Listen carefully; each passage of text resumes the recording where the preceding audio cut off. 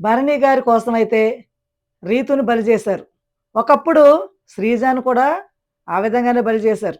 ఎందుకంటే హౌస్‌లోకి రావటానికి ఒకరు బలి, మళ్ళీ టాప్ 5లో ఉంటాకి ఇంకొకరిని బలి చేస్తున్నారు బిగ్ బాస్. ఇది ఎంతవరకు కరెక్టు? ఎలిమినేట్ అయ్యి మళ్ళీ హౌస్‌లోకొచ్చిన వ్యక్తిని టాప్ 5లో తీసుకెళ్ళటానికి అందరూ టాప్ 5లోకి పెట్టిన కంటెస్టెంట్‌ని ఈ విధంగా ఎలిమినేట్ చేయడం కరెక్ట్ కాదు. గేములు బాగానే ఆడిందిగా. లాస్ట్‌లో టఫ్ ఫైట్ ఇచ్చింది. అందరితో కూడా గేములు బాగా ఆడింది. రింగ్ దాసేసిందనే ఒక కారణంతో మీరు ఎలిమినేట్ చేయరు. దీనికి పెద్ద ప్లాన్ ఏసారు. మరి చూసి ఆడియన్స్ అందరూ పిచ్చోళ్ళా? అన్‌ఫెయిర్ ఎలిమినేషన్ చేస్తున్నారు.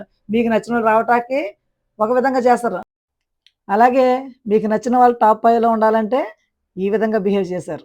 మీకు నచ్చిన వాళ్ళకి ఇలాగ హౌస్‌లో చోటిస్తూ పోతే ఆడియన్స్‌కి మీరు చులకనైపోతారు.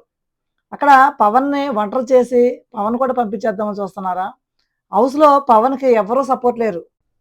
ఇంకా ఎవరైనా ఉన్నారేమో చూడండి. సుమ్ము కూడా ఉన్నాడుగా మిగిలి.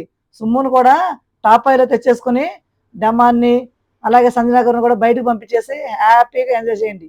మీకు నచ్చిన వాళ్ళకే పట్టం కట్టండి. మీకు నచ్చిన వాళ్ళనే టాప్ 1లో పెట్టుకోండి. మీకు నచ్చిన వాళ్ళనే సెలెక్ట్ చేసుకోండి. ఏదైనా చేసుకోండి. కప్పు కూడా ఇప్పుడు మీరు కామనర్స్‌కి ఇచ్చేలా కనపట్లేదు. ఒకవేళ కళ్యాణ్‌కి టాప్‌లో ఓటింగ్ వచ్చినా సరే, మీరు మాఫీ చేసి మీ సీరియల్ వాళ్ళకే ఇచ్చుకుంటారని ఖచ్చితంగా అర్థమవుతుంది.